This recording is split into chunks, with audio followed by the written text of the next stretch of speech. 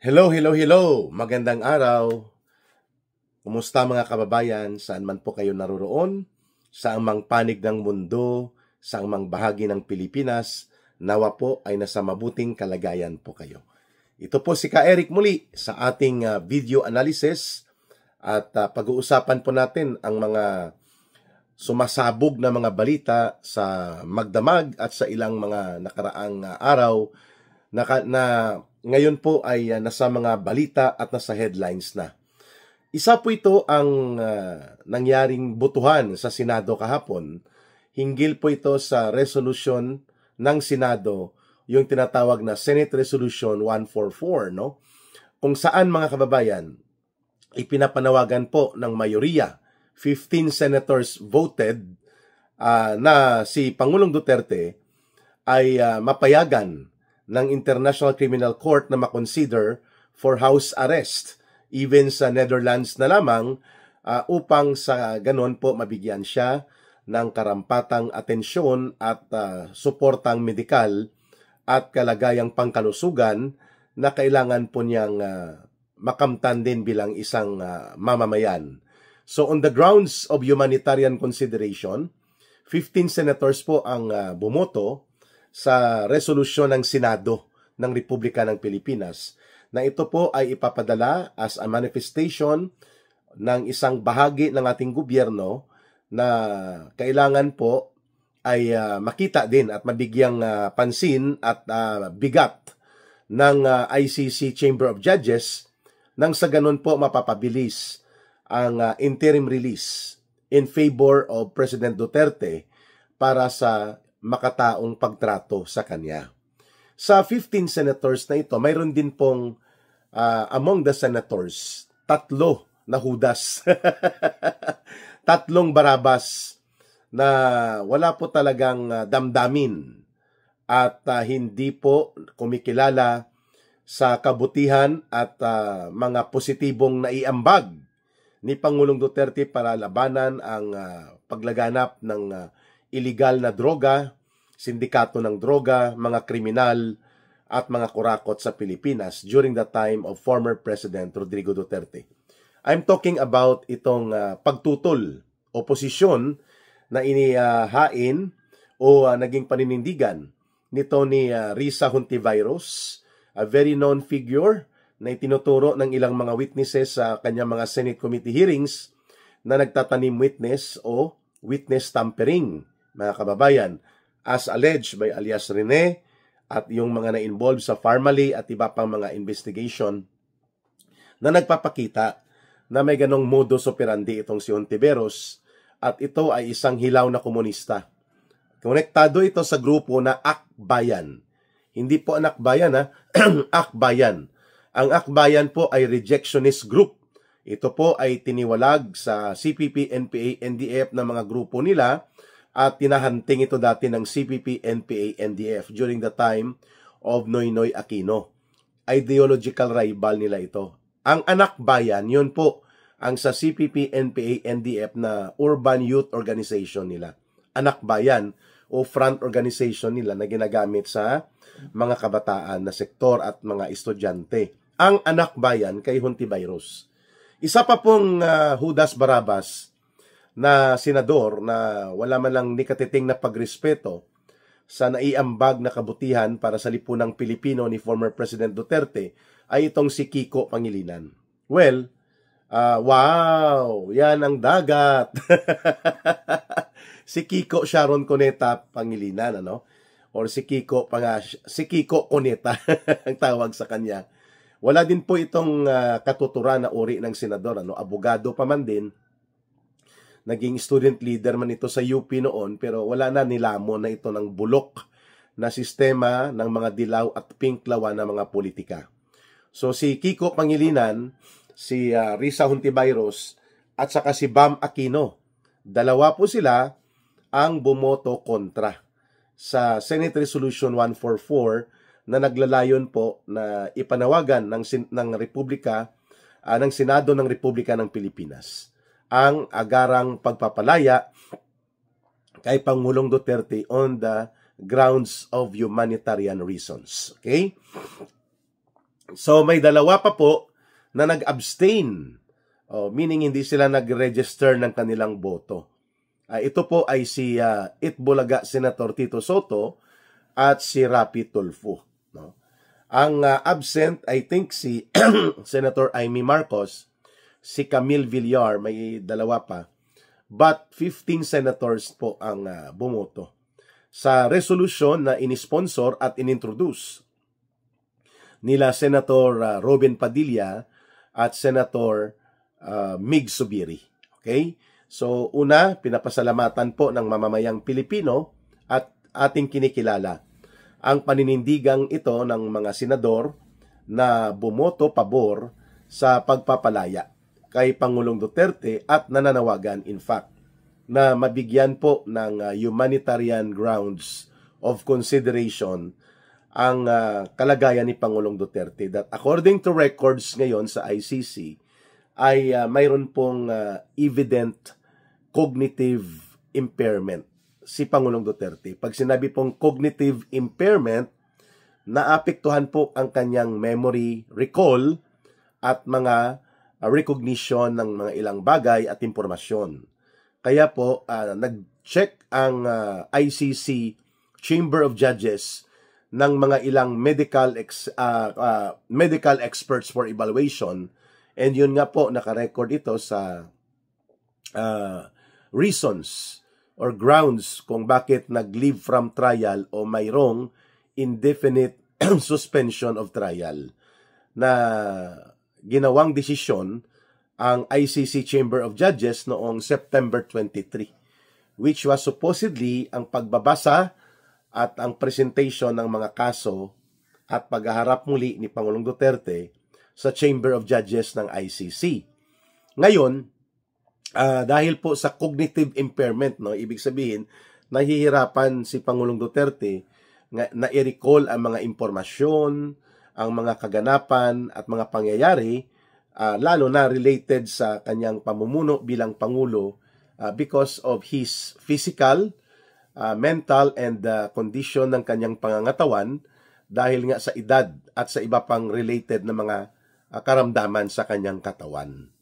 So kaya yan ang basis ng Senado ng 15 senators na bumoto in favor of humanitarian grounds release para sa kay Pangulong Duterte. Pero itong tatlo na mga Judas Barabas, no, na mga senador na ito, walang utang na loob, no, at hindi tumutugma sa kagustuhang interes ng taong bayan ang kanilang ginagawa. Puro maruming politika pa rin. Mantakin mo, they champion themselves, no? Pinapakita nila itong si Hontiveros, itong si Bam Aquino, itong si Kiko Pangilinan. They try to champion themselves as if sila ay mga crusader of human rights. Pero yun ay para sa kanilang pansariling interes. At yun ay para sa propaganda, hindi para sa sinseridad at katotohanan na sila ay handang kumilala ng katotohanan na ang karapatang pantao ay universal. Okay? Iyan po ay para sa lahat. So kung si Pangulong Duterte ay inaakusahan nila na nagkaroon ng crimes against humanity in their own definition, no? Kagaya po nitong mga CPP, NPA, NDF, at mga grupong konektado sa communist terrorist groups, no, ng komunistang grupo, mga urban operatives nila, na nagkukunwari ding mga aktivista lang daw sila at mga sila ay mga human rights advocates and defenders. Pareho po ang concept nila dito kina Hontiveros, kina Aquino, at kina Kiko Pangilinan, that they only use human rights when it is convenient for them. Ibig sabihin, kung para sa kanilang sariling interes at sa kanilang politika, ginagamit nila ang human rights. Pero pagdating sa katotohanan at sinseridad ng definition and application of human rights, hindi nila yan ginagamit. Halimbawa, dito kay Pangulong Duterte, no? Makikita nyo ang laro ng maruming politika dito sa puso at isipan ng mga tarantadong senador na to, na bagamat nanalo sa eleksyon, pero yan ay hindi nangangahulugan na sila ay nasa interes ng katotohanan para sa kabutihan ng lipunang Pilipino at para sa kabutihan ng mamamayang Pilipino. So, ibig sabihin po, pagdating kay Pangulong Duterte at sa mga Duterte political camp, para kay Hontiveros, kay Bam Aquino, at dito kay Kiko Cuneta, Kiko Sharon Cuneta, walang iba na kabutihan at walang human rights na para sa mga Duterte. That is how biased and irrational itong nagkukunwaring mga human rights defenders na mga senador na ito na kulukoy at mga bupuls ang kanilang paninindigan. Ibig sabihin po, ayaw nila ng mga leaders kagaya ni Pangulong Duterte na bagamat mayroon siyang style na hindi nila tanggap pero ang epekto at ang overall impact sa panglipunang kalagayan at sa seguridad ng mamamayan ay napakabuti at napakalaki po ng naitulong. Lalo na yung war on drugs, mga kababayan. Sabihin natin may mga namatay, whatever.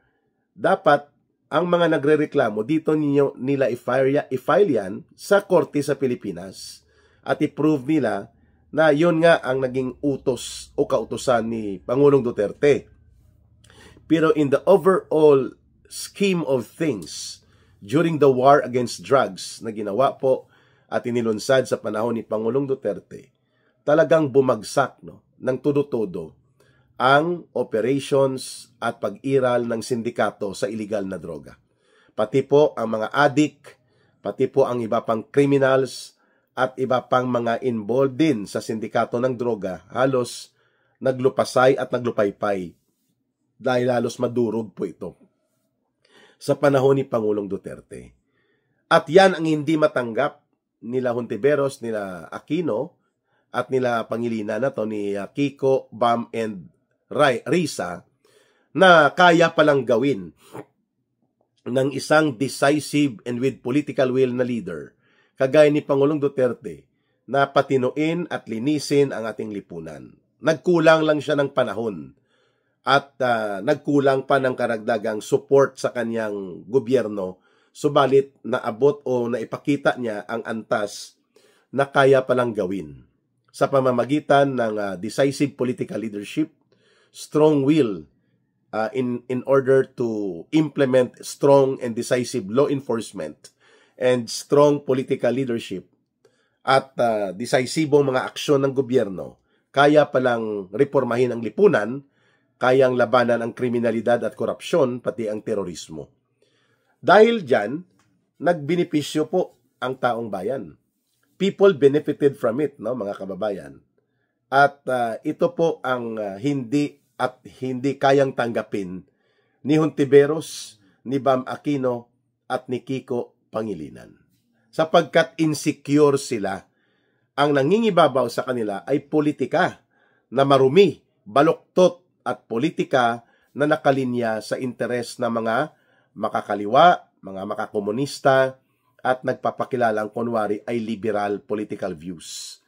Yan po ay hindi tumutugma sa katotohanan that the recognition, application, and validity ng human rights, it will include kay Pangulong Duterte.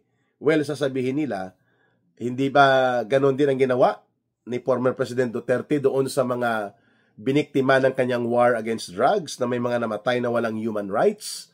Ang sagot dyan, i-prove nyo yan na yan ay ginawang kautusan ni Pangulong Duterte. But in the overall impact of things, ang mga kabuang daloy at takbo po ng pamamahala ni Rodrigo Duterte, pag hindi ka kriminal, hindi ka durugista, hindi ka terorista, at hindi ka magnanakaw, bank robbery, hold-upper, kidnapper, rapist, at hindi ka tulak at adiktos, wala kang problema sa gobyerno ni Pangulong Duterte. That's how simple it is kung titingnan mo anong uri ng pamumuno ang tinatawag na decisive leadership, strong law enforcement, and decisive political will. Yan ang ayaw ng mga kagaya po ni Hontiveros, ni Bam Aquino, at ni Kiko Pangilinan. Kaya nga marami ang mga netizens na nag-react at tinawag silang Judas Barabas. O kaya ang iba tinatawag silang PI, sorry for the word nakakaputang ina ito si Hontiveros, itong si Bam Aquino at si Kiko Pangilinan. Talagang they don't deserve and they don't belong to the Senate. Ang kanilang agenda ay pangpolitikang bulok para sa interes nila at ginagamit nilang Senado para magiging plataforma ng kanilang resurgence in their bankrupt, decadent, and irrational politics ng dilaw at pink na walang halos pinagkaiba sa bangkarote din na ideolohiyang binibitbit ng mga komunistang teroristang grupo ng CPP, NPA, NDF. But nonetheless, they are exposed to the people. 2028, ilalampaso ito kung matutuloy po na matatapos ni Marcos Jr. ang kanyang termino, ilalampaso po ni Sara Duterte itong si Hontiveros, sila Romualdez, sila Trillanes. In fact, si Trillanes pinapunta pa ni Marcos at Romualdez doon sa Netherlands para magkaroon ng special ops. Siya nga siguro ang isa sa mga tinuturo na nagsusulsol dito, possibly, sa kunwari ay mga Philippine delegation mula sa Philippine Embassy sa Netherlands para i-check daw, magkaroon ng consular check on former President Duterte, which in-expose po ito ng kanyang abogado na si Attorney Kaufman at ng kanyang anak na ni Pangulong Duterte na si Vice President Sara Duterte na ito ay walang ibang tunguhin kundi information gathering, intelligence, pang-iispiya. Yun pong ginawa ni Antonio Trillanes doon sa Europe, doon sa Netherlands, upang magkaroon ng pang-iintriga at pangbabastos sa kalagayan po ngayon na kinakaharap ni Pangulong Duterte. Itong sila Hontiveros, itong sila De Lima, itong sila Bam Aquino, itong sila Kiko Pangilinan, nakabaon na ito, sila Trillanes, nakabaon na po ito sa basurahan ng kasaysayan. Pinabangon lang at muling ginamit. Pinunduhan nila Romualdez at nila Marcos. Mga katas ng flood control projects yan. Mga katas ng pandarambong sa gobyerno dahil doon nanggagaling ang political manipulation and corruption fund ni Marcos at Romualdez dito sa flood control na mahigit 1 trilyon pesos. So ang pumupundo kay Trillanes at ang kumukupkop kay Hontiveros, kay Bam Aquino at Kiko Pangilinan, kina De Lima, kina Chel Jokno, itong mga kinabuyngiwi ng akbayan, at pati sa CPP, NPA, NDF, iisa lang po, si Marcos at si Romualdez. Ganon din itong CPP, NPA, NDF. Itong grupo ng National Union of Patakas Lawyers, itong NUPL, yan po ay organisasyon na binuo ng Communist Party of the Philippines para gumamit ng mga legal attacks, legal maneuvers, nang sa ganon ay kanila pong masabotahe ang ating legal processes. At magkaroon sila ng mga abogado na magtatanggol sa mga komunistang terorista. Kaya nabuo po yung NUPL, tagapagpatakas ng NPA. Like yan sila Cristina Conte, member yan ng Communist Party of the Philippines. Pag ikaw ay member ng Communist Party of the Philippines o kadre o kaya pamunuan o leadership, ikaw ay direkta din pong sumusuporta at kinikilala mo at pinupunduhan mo o kaya tinutulungan mo at pinapalakas mo rin ang NPA at ang NDF. Yan kaya ang tawag dyan, CPP, NPA, NDF. So itong mga NUPL, itong mga grupo ng garapata na nagpapakilalang karapatan, na mga human rights group daw ng nabinuo din ng Communist Party of the Philippines para sa New People's Army at sa tinatawag nating CPP, NPA, NDF. Mga kababayan, pati itong grupo ni Virus, ang mga grupo ng hilaw na komunista, itong mga dilawan, pinklawan group na mga zombie kagaya ni Trillanes, nito ni De Lima at nila Jokno, at itong mga kagrupo nilang bulok na politiko na si Bam Aquino at itong si Kiko Pangilinan. Mga kababayan, lahat ng ito na ibaon na sa basurahan ng kasaysayan. Sino po ang nagpalabas kay De Lima at nagmaniobra na makalabas ito sa korte na desisyon na minaniobra nila para gamitin laban kay Pangulong Duterte at laban na rin sa mga Duterte political camp, including kay Vice President Sara Duterte. Walang iba kundi mismo si Marcos, si Lisa Araneta at si Romualdez. Tatlo sila. Yan ang nagmaniobra para mailusot sa mga kaso niya si Dilima. Kaya parang asong ulol pag tumahol at kumagat itong si Dilima laban sa mga Duterte. Siyempre, protektado na, may pundo pa sa ilalim ng bulok na gobyerno ni Marcos at Romualdez. Sino din po ba ang nagpabalik? Kina Aquino, Bam Aquino, itong Kiko Pangilinan, at ito sila Bayros at kay Trillanes. Sinong gumagamit sa kanila sa politika upang atakihin at mag-concentrate na wasakin, durugin, bastusin ang Duterte legacy at ang Duterte political camp? Lalo na si former President Duterte at si Vice President Sara Duterte. Sinong gumagamit dito at nagpupundo at nagpapagalaw kay Hunti Bayros, kay Bam Aquino, kay Kiko Pangilinan, at pati dito kay Trillanes? Walang iba. Kasama yan si Lola Layla de Lima. Walang iba po kundi ang Marcos Romualdez bulok na gobyerno.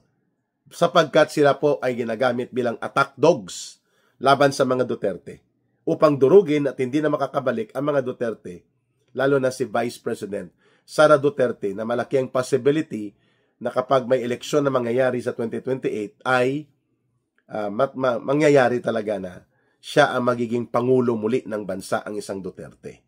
No, bakit kung may mangyayaring eleksyon, paano kung bumagsak ang gobyerno ni Marcos at napalayas siya, pati si Romualdez, wala na. Ang constitutional successor niyan, Sara Duterte, and according to the constitutional line of succession of power. Pangalawa, maliban sa nabauna sa kasaysayan, ito dapat sila Bayros, itong senadora na feeling self-righteous, no? Pero alam natin, puro bagahe ng kabastusan at ng mga intriga ang kanilang linya ng politika. Pareho lang ito kay Bam Aquino na to at kay Kiko Pangilinan. Now, pinipi sila, no? Pinuputang ina sila sa netizen, ng mga netizens dahil dito sa kanilang walang katuturan, irrational, at talagang baluktot at bulok na political views hinggil sa usapin tungkol kay Pangulong Rodrigo Duterte at sa war against drugs. Kaya po, ngayon, kitang-kita na kung ano talaga ang layunin nila sa loob ng Senado. Maliban sa pondo, maliban sa influensya at politika, ang layunin nila ay talagang gamitin ang poder nila para harangan ang muling panunumbalik at paglakas ng pamumuno ng isang Duterte sa pinakamataas na posisyon sa ating gobyerno. Kaya nila tinatarget si Pangulong Duterte at tinatarget pa rin nila si Vice President Sara Duterte. Iyon. Sila din po itong pasimuno na gusto nila ang Senado ay mag-convene as an impeachment trial court, bagamat ito ay sinabi na ng Korte Suprema bulok at baluktot at unconstitutional ang inilusot na mga diskarte nila Romualdez at nila Marcos na tinatawag nilang impeachment complaints. Ipipilit pa rin ni Hunti Bayros, ni Bam Aquino at ni Kiko Pangilinan na itutulak sana ang trial sa Senado. They don't have the numbers. Pero right now, delikado tayo dyan, ang mga mamamayan, sapagkat pwede po magmaniobra muli itong bulok at naghihingalo na muntik na at muntik-muntika ng mamamatay ito, ang gobyernong Marcos Romualdez na sumasabog sa sariling gawang krimen nila ng pandarambong at kaya sila isolated sa taong bayan. So, yan ang ating video reaction that the bankruptcy and the decadent, bulok at bangkaroting politika nila Hunti Bayros, Bam Aquino at Kiko Pangilinan na nakaangkla sa kanilang mga paninindigan at koneksyon sa Liberal Party Group nila, sa kanilang baloktot at hilaw na komunistang grupo na Akbayan at pati ang mga komunistang teroristang dati nilang kakompetensya sa ideolohiya ngayon ay taktikal na alyansa nila sa ilalim ni Marcos at Romualdez. Kaya nila tinututulan at tinatanggihan na mapapalaya temporaryo man lamang yan sa batayang makatao at sa batayang pangkarapatang pantao na dapat ay maibigay din kay Pangulong Duterte, mga kababayan. Kaya lumalantad ang kulay ng bulok at bangkaroting politika ni Hontiveros, ni Bam Aquino at ni Kiko Pangilinan. Pero they can never force their bankrupt and decadent political objectives. Hindi nila maisasalaksak sa mayoriya ng mamamayang Pilipino na maniniwala pa sa baluktot nilang politika na supposedly nakabaon na sila sa kasaysayan, sa basurahan na kasaysayan. Kagaya po nitong mga mga political survey and social weather survey ni Marcos. Sino maniniwala na ang taong bayan ay nagtitiwala pa at nirerespeto ang gobyerno ni Marcos? Nobody would believe in the right mind na ganun ay totoo ang binabanggit na ito ng SWS survey. Lalo na ngayon sa pagsabog ng iskandalo na ito. Sa pagtingin po natin, calculated lahat ng ito. At mga publicity gimmick ni Marcos ito. At gustong-gusto niya na magkaroon ng side issues on the Duterte controversial situation now ni Pangulong Duterte upang mahatak at mabawasan ang pressure mula sa kanya patungkol sa sumasabog at tuloy-tuloy na pagkakalantad ng kanyang pagiging involved at may pananagutang kriminal principally as a mastermind dito sa panunumbalik ng pandarambong at malawakang pangungurakot sa kaban ng bayan na nangyari sa gobyerno niya, sa kanyang pamumuno at sa kanyang kumpas kasabwat ang kanyang pinsan na abusado din sa poder at kapangyarihan na si Romualdez. Yun! So, taong bayan na ang hahatol dito kay Hontiveros, kay Bam Aquino at kay Kiko Pangilinan. But nonetheless, tayo po ay nagagalak pa rin na nailusot by the way of 15 votes ang resolution, Senate Resolution 144 na naglalayong ipaabot formally ng Philippine Senate ng Republic of the Philippines ang ating paninindigan ng mga taong bayan, na mayoriyang mga Pilipino in behalf and through the Senate na si Pangulong Duterte deserves to be given humanitarian consideration nang sa ganun po ay makakalaya man siya temporaryo at mabigyan ng atensyong medikal at pangkalusugan ang kanyang mga karamdaman at kalagayan bilang tao at bilang naging leader at minamahal pa rin po ng mayoriya ng mamamayang Pilipino itong si former President Rodrigo Duterte. Ayan. Maraming salamat sa inyong pagtangkilik sa ating mga video analysis, sa atin pong mga pagpapadaloy ng talakayan at updates sa mga balita. And of course, sa inyong patuloy na pag-share, like, promote, and campaign para sa mga videos na atin pong sinishare dito sa Ka Eric Celis YouTube channel. We make sure that we can have one video analysis in the morning and one in the afternoon. Depende po sa kung saan time zone kayo. And then sa Philippine Standard Time po, alas 9:15 ng gabi. Regularly Monday to Sunday. Basta walang conflict of schedule, si Ka Eric po will have a live stream. Joint yan simultaneous. Sa ating Ka Eric Jeff Celis Facebook account at sa ating tinatawag nito at sa atin pong Ka Eric Celis YouTube channel. Ayan. So 9:15 in the evening Philippine Standard Time. Balita at talakayan yan. Sa lahat ng gustong sumuporta, gustong tumulong po sa ating advocacy, sa Bangon Sambayanan, sa organizing and advocacy for education and mobilization ng ating mga kababayan laban sa korupsyon at pandarambong, you may contact and you may send support through GCash sa isang numero lang po, 0916-308-7710. Si Langging po yan, kay Langging na numero, Rohilda Celis po. She's my wife, no? Ang numero ulit, please, para sa inyong voluntary and sincere support, 0916-308-7710. Yan po GCash na rin po yan para sa ating Bangon Sambayanan Movement and Advocacy Campaign.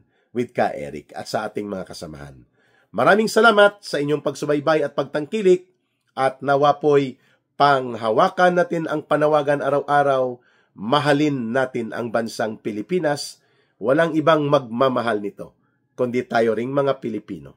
Para sa Diyos at sa Pilipinas nating mahal, ito po si Ka Eric. I'll be returning for another video analysis in some few hours from now. At sana po, gabayan kayo ng Panginoon at bigyan kayo ng proteksyon sa inyong pangaraw-araw na buhay at sa inyong mga mahal sa buhay na rin. And may Allah will also be with those who are Muslim brothers and sisters. Bye for now. Mabuhay ang sambayanang Pilipino. Ito po muli si Ka Eric.